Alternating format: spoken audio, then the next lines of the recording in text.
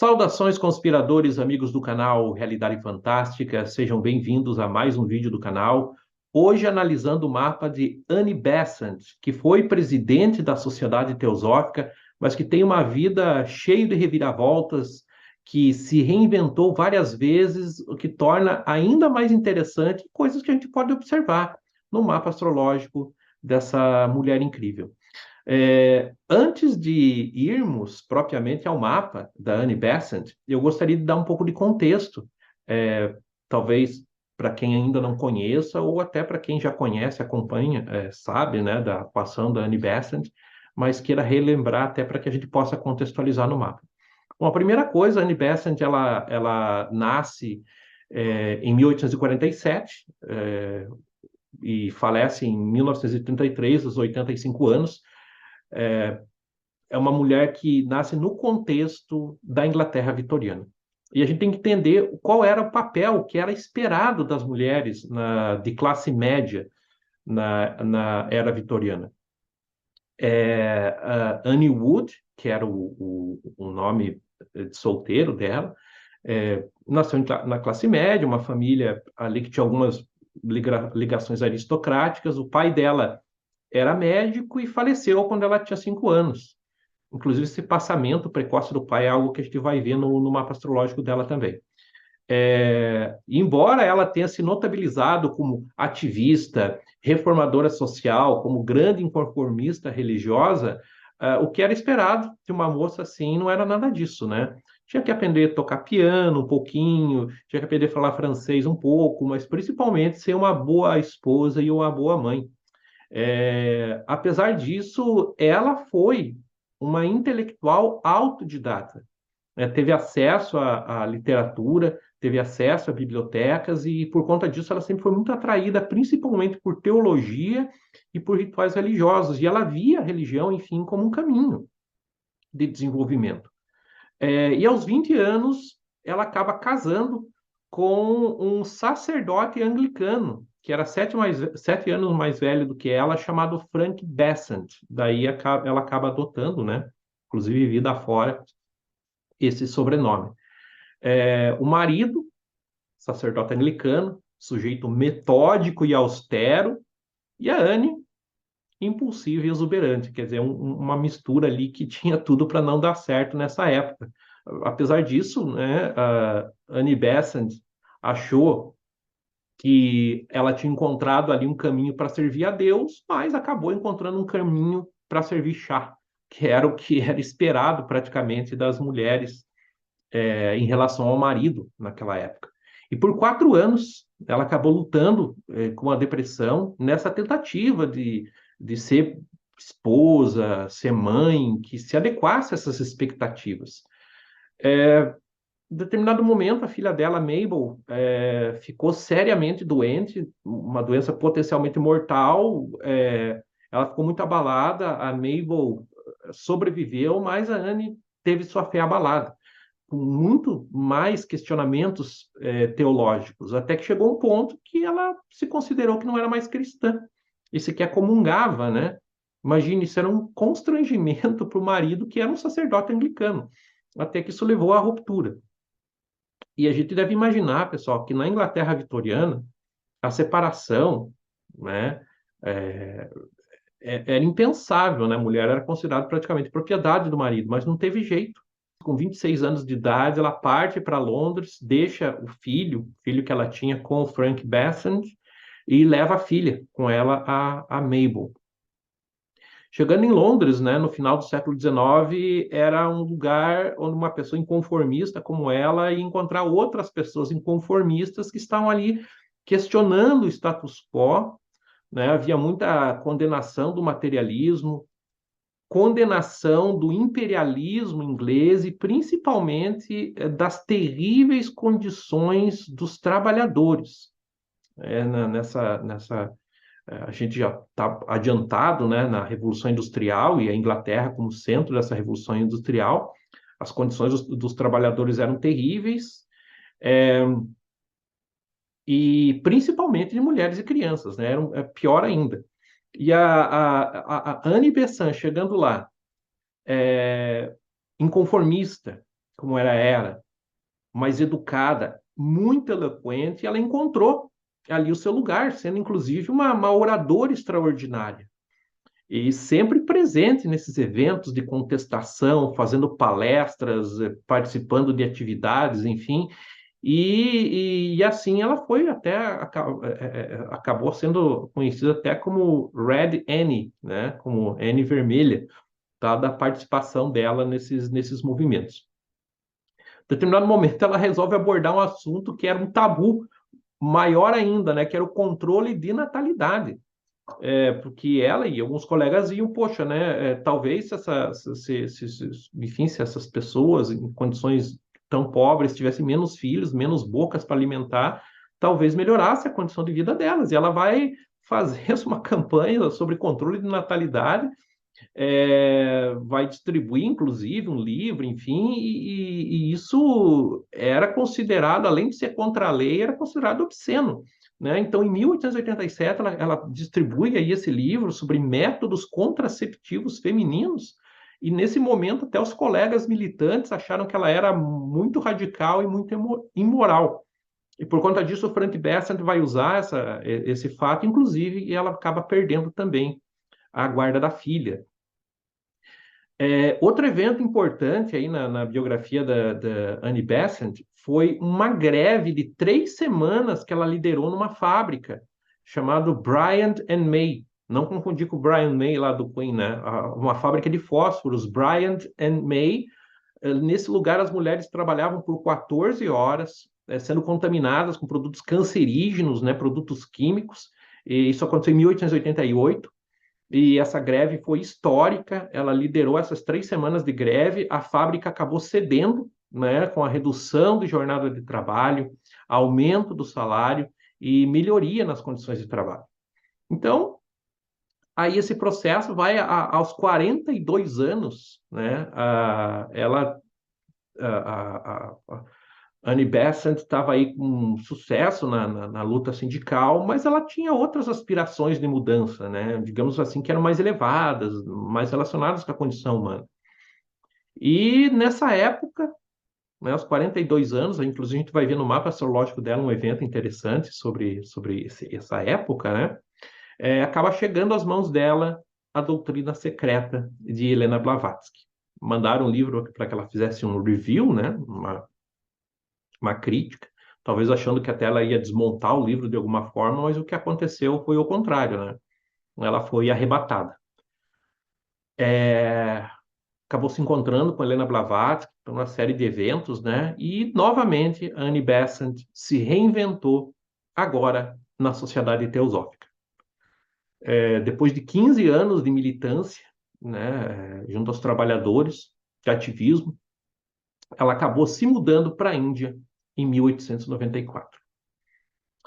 Lá na Índia, ela acabou se envolvendo também com mais militância, né? Nesse contexto, a luta pela independência da Índia, que estava sob o jugo britânico, né? A independência da Índia, que só vai se concretizar praticamente meio século depois. Mas, por conta dessa militância, ela, como cidadã inglesa, enfim, acabou sendo presa também, ficou uns 3 meses na cadeia. E ela vai ali se tornar uma figura importante dentro do contexto da sociedade teosófica.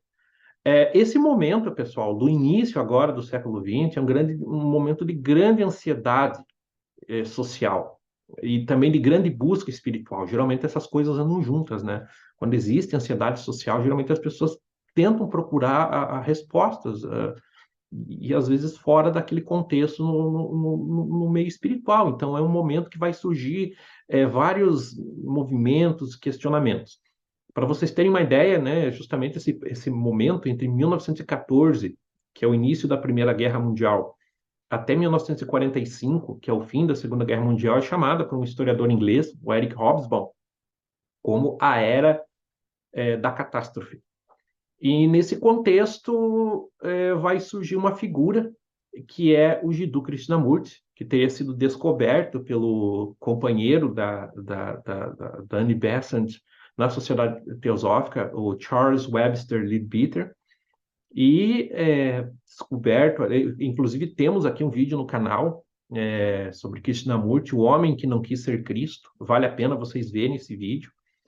E Krishnamurti, lá descoberto, um menino brincando nas praias da Índia, acaba sendo visto ali como uma pessoa que poderia liderar a humanidade como um novo avatar. E Annie Besant vai, inclusive, adotar legalmente o Krishnamurti. É, Mas aí, né, vocês podem ver até no documentário, o Krishnamurti vai declinar disso, né? Ele vai dizer que ele não era aquilo que estavam esperando, e o que é interessante, né? Porque assim como a Annie Besant rejeitou o papel que tinha sido designado para ela como mãe e esposa, assim o Krishnamurti também rejeitou o papel que tinha sido designado para ele.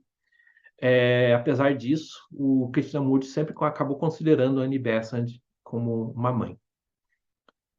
Aí temos essa figura, né? A Annie Besant vai falecer em 33, né? 1933, aos 85 anos de idade, e deixando um legado de transgressão, né? Que enfrentou o status quo, ao mesmo tempo que reinventou si mesma mais de uma vez.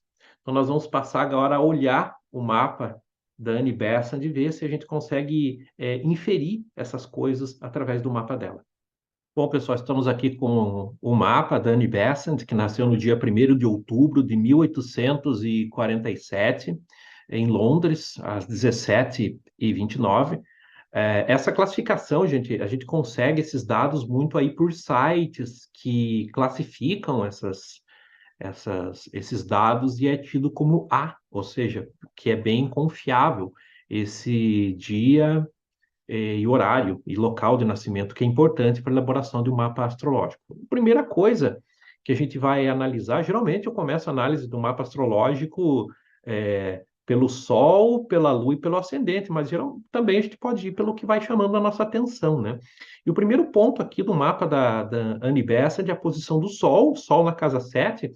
Bom, quem tem Sol na casa 7, ela é libriana, claro, não podemos esquecer desse contexto, mas é a marca de uma pessoa popular, né? Ter Sol na casa 7, porque veja, a casa 7 é a casa do outro, pessoal. Então, o teu Sol, o teu foco está no outro. Então, aí você tem um movimento empático, né? Eu acho que pessoas que têm Sol na casa 7 são bastante empáticas e também é uma marca de popularidade, né? Ter o Sol na casa 7. Veja que o mapa dela não é um mapa fácil, né? É um mapa cheio de oposições, de quadraturas, então a energia interior bastante forte, né? Então veja que nem sempre de aspectos harmoniosos é que vive um mapa astrológico. De qualquer maneira, nós temos aqui essa própria oposição, né? Essa própria tensão que o Sol tem na casa 7 acaba também inclinando para a notoriedade, né? Você ser notório, ser conhecido, às vezes por razões boas e às vezes por razões não tão boas assim. De qualquer maneira, né, nós temos aqui o nódo lunar norte, também na casa 7, ou seja, o movimento que ela faz durante a vida, no sentido de realização pessoal, também é em direção ao outro. Estamos aqui ainda na casa 7, continuando aqui falando dessa casa que representa o outro, um Mercúrio em Libra, né?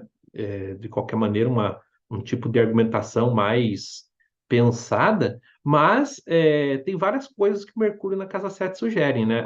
O Mercúrio na casa 7 muitas vezes indica um casamento jovem, casamento com a pessoa sendo jovem, né? Ela, né? Apesar que ela casou com 20 anos, para a época vitoriana não seria tanto assim, né? Mas é um tipo de relação que é mais intelectual do que romântica, né? Então, quem tem, se você aí tem o Mercúrio na casa 7, digamos que a tua ligação com o outro, ela passa muito mais pelo intelecto do que pelo romance, né? E também é um indicativo de movimento, né? Mercúrio no mapa astrológico é um indicador de movimento, então é raro também que uma pessoa acabe ficando com um único casamento ou com um único relacionamento estável, pelo menos, tendo aí Mercúrio na casa 7. Mercúrio na casa 7 também sugere bom relacionamento com o público, né? É um posicionamento legal para quem trabalha com relações públicas, para quem trabalha com direito, com aconselhamento, com psicologia. Então, isso vai de encontro também muito do que a Annie Besant acaba levando durante a vida. Bom, ela também tem, aqui na Casa 7 também, a Casa 7 dela é bem carregada, né? É bem carregada. Aqui ela tem na Casa 7 um Vênus, né? Na Casa 7, que também é um indicador de popularidade, ou seja, Vênus no nosso mapa mostra onde a gente é amado, né? E aqui na Casa 7 é amado pelo outro, né? No caso, pelo público. Então, é amada pelo público. Aqui, como temos uma conjunção, né, praticamente entre Vênus e, e Mercúrio, uma grande oradora, né, uma pessoa que a oratória encanta, né? É, então, acaba tendo toda essa questão que acaba, digamos assim, tendo esse pacote onde a Annie Besant consegue essa relação tão interessante com o público. A respeito da Lua, né, a gente tem a Lua em Câncer, né, ou seja, a Lua está no seu máximo aqui, está num processo, o sentimento, né, muito forte, muito intenso, mas a Lua na casa 4 ela também sugere uma ligação com o passado, uma ligação com a tradição, uma ligação com a ancestralidade, não tem interesse pela tradição, pelas coisas antigas. Talvez aí venha o fato dela se interessar até posteriormente na sociedade teosófica, com os antigos escritos, com as antigas doutrinas. Eu tenho Lua na casa 4, então há um interesse pelo passado, pela tradição. Inclusive, acabei fazendo curso de História, né? Então, há essa conexão.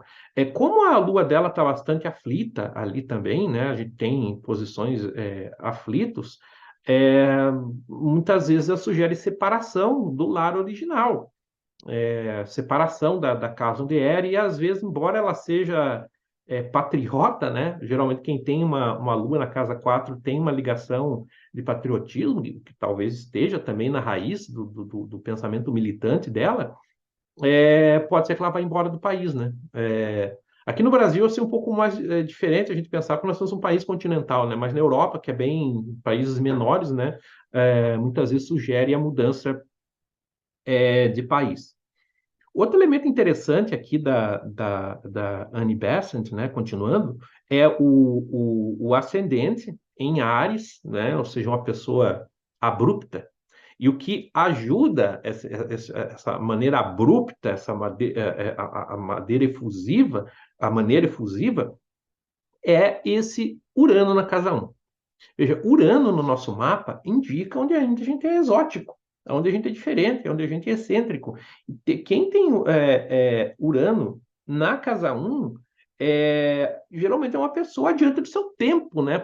Entre aspas, né? Então, é o caso da Annie Besant, né? Adiante do seu tempo, líder, uma pessoa não conformista. Se você enfrenta uma pessoa com Urano na casa 1, é porque a casa 1 representa a nossa presença, o que a gente faz quando nós estamos envolvidos até fisicamente com alguma coisa. Então, aqui a gente tem o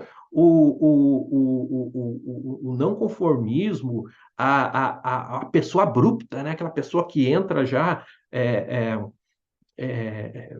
de sola, né, nas coisas, e também é, uma pessoa que acaba vivendo de acordo com sua própria ética, né? Então, aí nós temos realmente a marca de um não conformista, com esse Urano na casa 1, sem esquecer que ela também tem Plutão na casa 1. E Plutão é energia, controle, né? São pessoas que almejam o poder. Né, que a pessoa tem essa Plutão é poder, Saturno é autoridade, mas Plutão é poder. Então, a presença magnética da Annie Besant, assim, e um controle da autoimagem. Pessoas que têm Plutão na casa 1 conseguem controlar a sua imagem, controlar a sua forma de apresentação. E é muito difícil você conhecer quem são realmente essas pessoas. Esse Marte da Annie Besant, ele praticamente está na C2, né, na casa 2. Então, ambição, aqui não é uma questão até da ambição financeira, gente, porque muitas vezes as pessoas acabam associando efetivamente muito a questão da casa 2 com dinheiro, mas são os recursos que a pessoa tem, recursos pessoais, até de desenvolvimento pessoal. E aqui ela tem um Marte em Touro, quer dizer, uma ação, Marte representa a nossa ação, uma ação contínua, tenaz e que vai para o desenvolvimento, né? A casa 2 para ter mais recursos, né? E que a pessoa tem ambição de se desenvolver. Também podemos destacar que esse Júpiter na casa 5, a casa 5 é a casa dos filhos, né? Nós vimos, eu falei há pouco, né? Ela teve 2 filhos, qual ela acabou até perdendo a guarda, depois essa Mabel acaba, enfim, é, se reaproximando, mas a casa 5 também representa outros fatores, né? Curtir a vida, mas a casa 5 está ligada aos filhos, também não só aos filhos é, físicos, né? Mas também aos nossos filhos intelectuais. Então, aqui, ensino, publicações, projetos que são os nossos filhos, né? E tendo o Júpiter aqui, tudo isso é aumentado. Um Júpiter tenso. Aqui talvez a gente possa até incluir a figura do Jiddu Krishnamurti como filho que ela acabou adotando, né? Porque a casa nos mostra, a casa 5 nos mostra quem são esses filhos, né? E aqui é Júpiter, Júpiter é crescimento, expansão, né? E não sem razão que a gente diz que o Jiddu Krishnamurti foi um pensador muito importante, concorde-se ou não concorde-se com as ideias dele. E aqui, finalizando, né, algumas questões também, eu mencionei, por exemplo, essa casa 12, gente, aqui, é uma casa que está ligada aos fatores da vida que a gente não controla. Muitas vezes essa casa 12 está ligada com meio que o sumiço das coisas, né? Por isso que a gente, como o Saturno no mapa, às vezes representa a figura do pai, e ter Saturno na casa 12 às vezes mostra ou que o pai fisicamente, a pessoa perde o pai jovem, como foi o caso dela, que perdeu o pai de 5 anos, ou essa figura paterna não é presente, né? Pode ser que a pessoa, o pai não tenha morrido, mas ele não cumpre, digamos assim, essa função de Saturno, né? Do pai autoridade. Mas aqui essa casa 12, ela representa também uma casa de serviço, né? Como que a gente serve a humanidade. E ter Saturno na casa 12, a pessoa tem essa disposição. Ali, digamos, está em segurança, o trabalho duro, a baixa autoestima, mas também as compensações, né? Então, a pessoa vai compensar muitas coisas prestando serviços à humanidade, que é um tema da casa 12.